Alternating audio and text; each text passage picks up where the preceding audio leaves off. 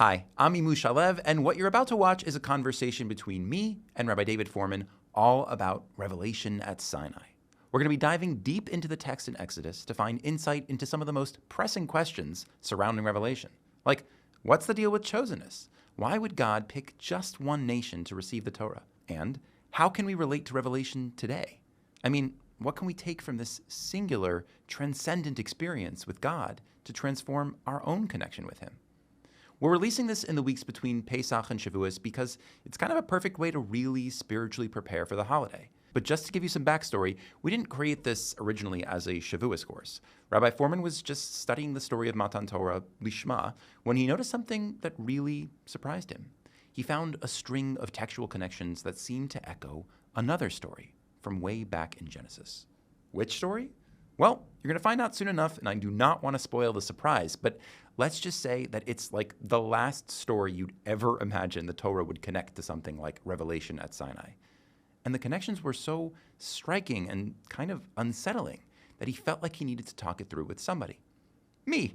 So we recorded our chavrusa for our podcast, A Book Like No Other, and that kind of brings you up to speed. Oh, one more thing I should mention. This video was not professionally recorded. I mean, the one that you're watching right here was, but not the video you're about to be watching. There's stuff in the background. Rabbi Fohrman's face is half cut off at times. I'm wearing a t-shirt.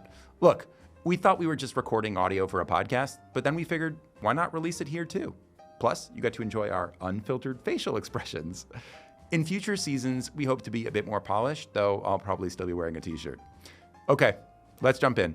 Our journey begins in Exodus chapter 19, verse 5. As you begin to read Exodus 19, there's a little prologue to Revelation. Before God reveals himself to the people, he comes to Moses and says, Ata im shamoa tishmu b'koli ushmartem et briti. And now, if you, the people, if you listen to my voice and you observe my commandments, you observe my brit, you observe my covenant, so v'item li skula mikol amim, then you'll be special amongst all the nations. But I want to focus you again on just those opening words of verse 5. V'ata, God says, im shamoa tishmu b'koli. And now, if you listen to my voice. It turns out that there's one other time in the Torah, and one other time only, that you have the particular confluence of those three ideas. The word v'ata, and now is idea number one. The next is the word shma, right? To listen. And the third is the word bikoli, va'ata, to listen, bikoli, to listen to my voice. Where's the only other time that you have va'ata, shma, bikoli, listen to my voice? And I'll give you a hint. It's in Genesis 20. What? Yeah, go ahead. Yeah, okay, fine. That hint we can take. Go ahead. No, I didn't look at it. And is this what Rebecca tells Jacob, like, now listen to my voice, and then tells him to take the that is exactly it. Yeah. Yeah, yep, got it. You got it. Give that man a free Coke. Genesis 27, so verse 8, right? The background. Isaac has told Esau to go out in the fields and hunt him some game so that he can bless him, right? And Esau goes out to do it. But at that point, Rivka, who has overheard this, calls Jacob and says, hey, I was listening to Dad. Dad told Esau to go out in the fields, hunt some game, bring him these delicacies so he can bless him before he dies. Here's the deal, kiddo. Va'ata b'ni shma b'koli. And now, my son, listen to my voice. La'asher ani mitzaveh otach, to that which I am going to command you. I want you to go to the flocks. I want you to take Shnei Gdei Yizim. I want you to find these two sheep, these two rams, and you bring them back, and I'll make them into these delicious delicacies. And v'aveta la'avicha ba'achol ba'avur asher yibracha. You're going to bring them to Dad, and he's going to eat them so that he can bless you. You're going to get this blessing, not Esau. And now, my son, listen to listen to my voice and to all that I am mitzaveh, all that I'm commanding you. Right? So, and she's giving him a mitzvah. Exodus 19. She's giving him a mitzvah. And what's God about to do? He's about to give mitzvot, because in verse 7, 2 verses later, when Moshe relays over this to the Zakanim, to the elders, Yeah. he refers to it as the things that God had commanded him. God saying, hey, if you listen to my voice and you keep my covenant, you'll be special to me. Moses refers to that as a commandment, a type of mitzvah. Exactly. That's right. So and by the way, Rebecca, who is she to Jacob? Mom. And God, who is he to us? Parent. Parent in heaven. An earthly parent tells us to listen to them, to their voice. And now a heavenly parent is about to tell us to listen to us, to hear our voice, to that which he commands us. Mm-hmm. It is also interesting that what God is telling us in Exodus is, you're going to be special to me from all the nations. That's right. You know, and what was it's Rebecca? like I'm telling you, you're like, I've seen this emu. Yeah. Rebecca is telling Jacob, hey, you've got to be special to us from the other kids, right? We're about to choose our favorite kid over here. That's right. 2 stories of choosing your favorite kid. Now, I grant you, Emu, at face value, it seems crazy to connect these two. This seems to have nothing to do with the story of Revelation. There's nothing sanctified or wonderful or holy or revelatory or godly or extraterrestrial or godly about this. It's just terrible. It's a moment of shame. It's a moment of deception. Mom is about to commit seemingly this dastardly act, to like literally put her son up to this act of deception. And God appropriates these words within Revelation itself. I mean, crazy. Like, why would that happen? It seems like God is about to make the same awful mistake of Genesis 27 all over again. But it's God. And God is quoting Genesis 27. And God knows how badly that turned out.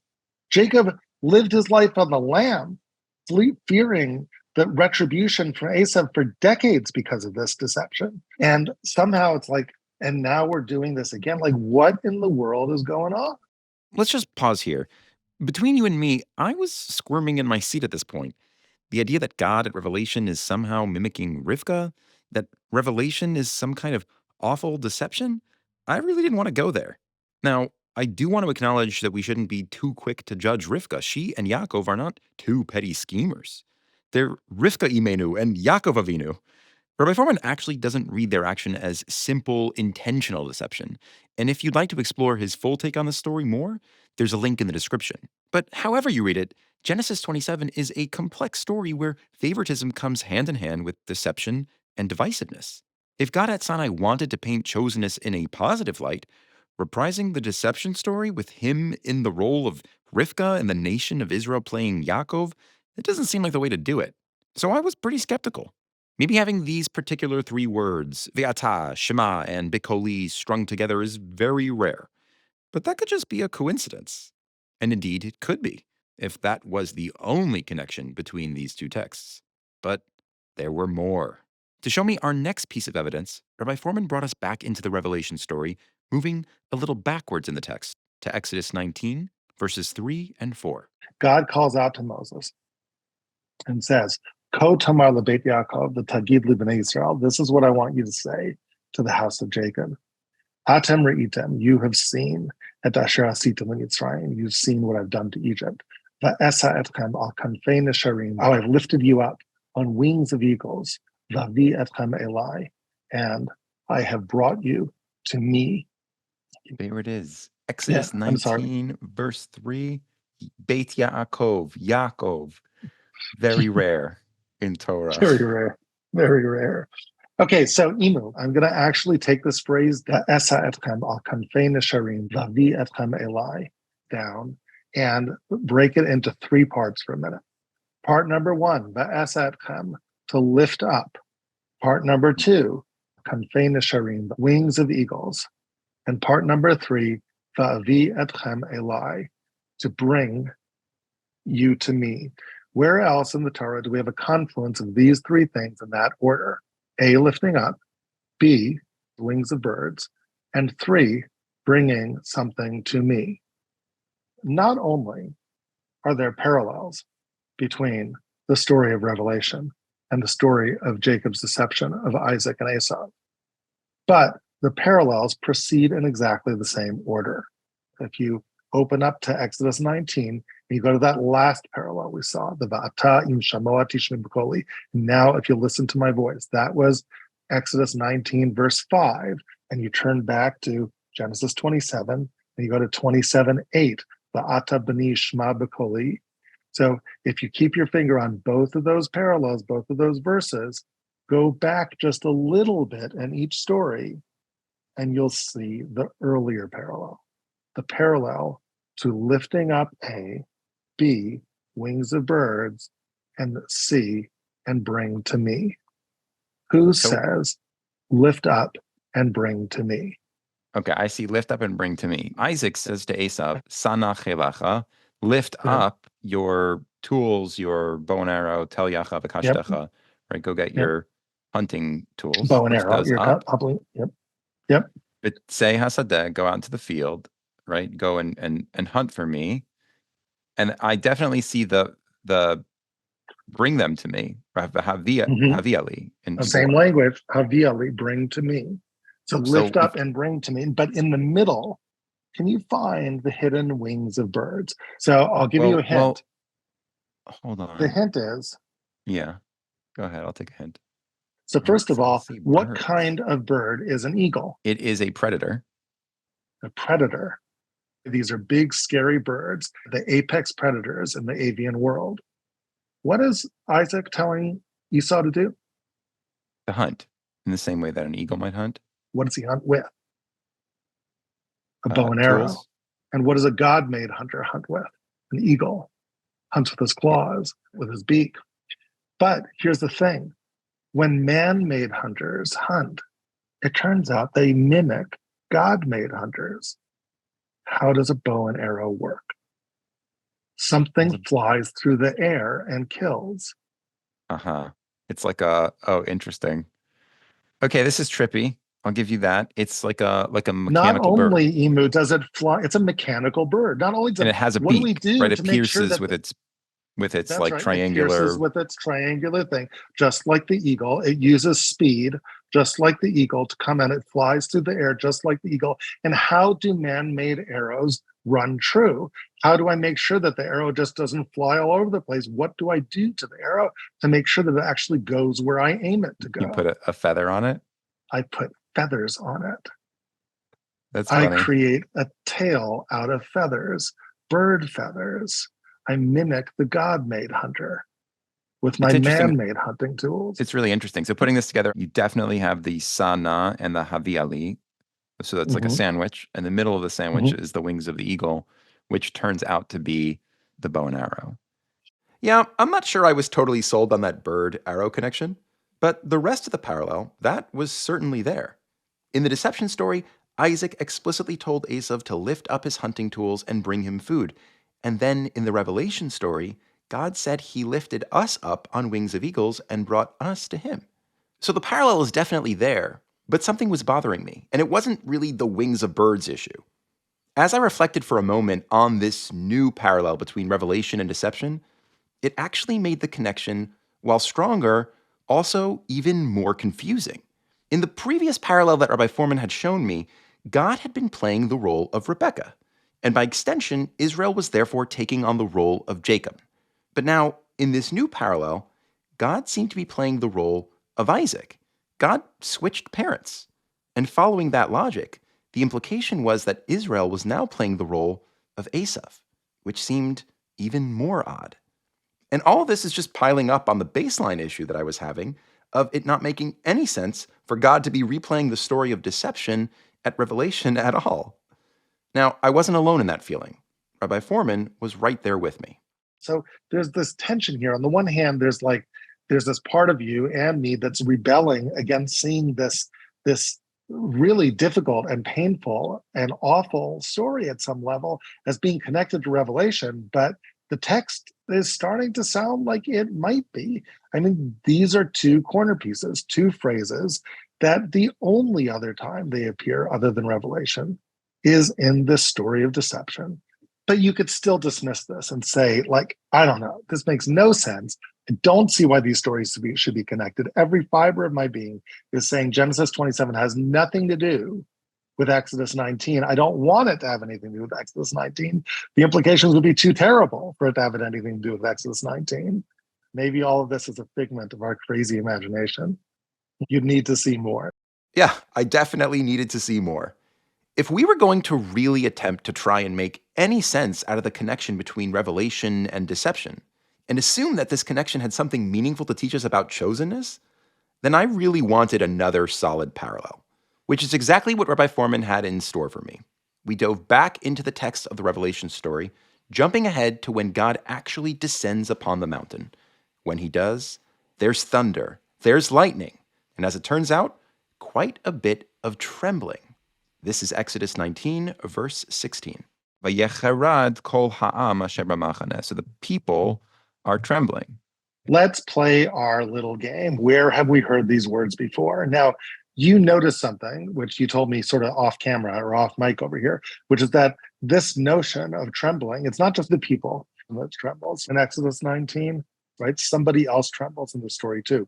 Who is that? So just I wanted to get my bearings in the verses. So I did a little Command F and I searched for trembling. And the trembling that my trusty, dusty computer took me to was not the people trembling, but the mountain was trembling. Vayecharad kol ha'ar ma'od. The mountain trembled very greatly. Why was the mountain trembling? What is it that might have made the mountain tremble? There's like thunder and lightning. Yeah, that's all the text is saying. That's what I would have thought. But one second. Maybe there's a connection between the trembling of the people and the trembling of the mountain. Right? Mm-hmm. In other words, why did the people tremble? The people trembled because they were afraid that the master of the universe was coming into the world. So when the text says just a few short verses later that the mountain was doing the same thing the people did, maybe the mountain had the same recognition as the people, right? And that's maybe where the poetry comes from. It would have to, like literarily, it would be really inelegant if that weren't true, right? I wouldn't use the same word to describe two different phenomenon, right? If the people are trembling because they're freaked out, because wow, like this is an awesome event. It feels like the mountain is getting in on the act. The mountain is feeling like, wow, this is an awesome event, and it too is taking on the same verb that the people took on. It's also going to tremble. Yep, and I'll agree with you there. I want to show you one thing that furthers this suspicion. Imu vayecharad kol ha'ar ma'od, and the mountain it trembled greatly. That phrase, vayecharad ma'od, that something or someone trembled greatly, that actually appears only one other time elsewhere in the Bible. When else does someone or something trembled greatly? Vayecharad ma'od.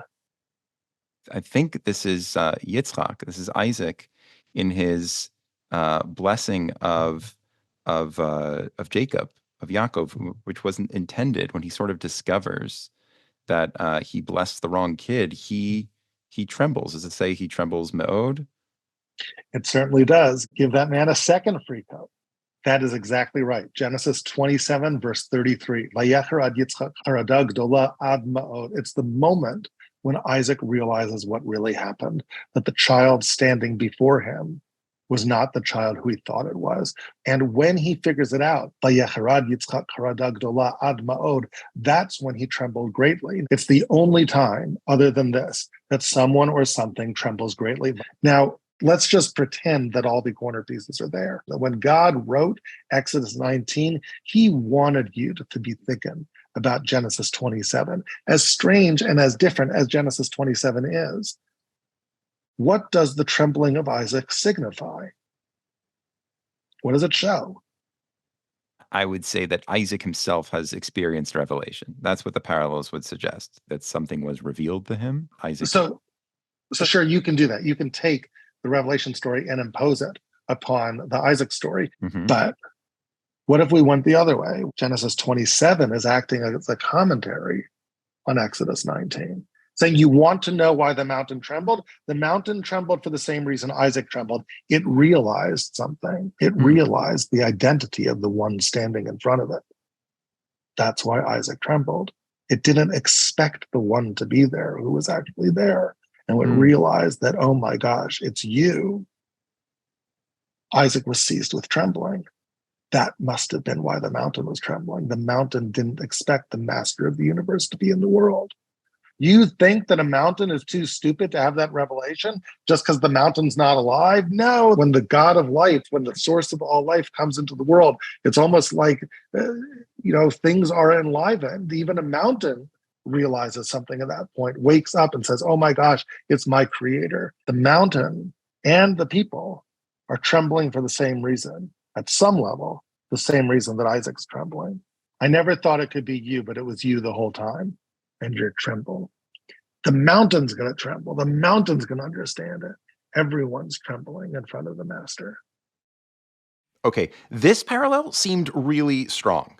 Isaac in Genesis and the people and the mountains in Exodus were all trembling greatly. And this new parallel had fascinating implications as well. These two stories weren't just stories of chosenness. They were also both stories of revelation. However, one was an honest and open revelation, a revelation of the truth that God was standing before Israel. He had been with them the whole time. The other was a revelation of a deception, of Isaac realizing that it had really been Jacob standing before him the entire time. So they were two very different experiences of revelation. What were we supposed to make of that?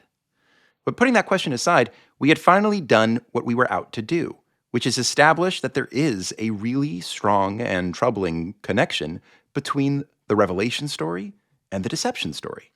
But now I was fired up to understand the meaning of this connection. So this is really, really cool. I'm definitely compelled that these two stories, the chapter of Exodus 19 and chapter Genesis 27, are connected. But I'm not yet there on the meaning of the connection. I don't really get, though, still why God would play dress up with, a very strange and painful and difficult story. Like, why in a moment of revelation would we be replaying Yitzhak's blessing of his sons? It's just the overall story is strange. And then it's also, it seems like, aside from it being uncomfortable, it's riddled with problems, which is that why would that's a story about favoritism, where favoritism, it seems like in the book of Genesis, is problematic. Why would God take the problematic favoritism story and say, I'm going to do revelation by reprising favoritism story? It's very, very strange. Very strange So indeed. I'm convinced But that something's there. Yep. I'd love to see how when we mine it for its meaning, what we learn. Yeah. And what I will say is that, when the Torah plays intertextual games with us, it really is challenging us, right? And I think this is one of those great challenges that just hits you, which is like, oh my gosh, but the challenge was always there.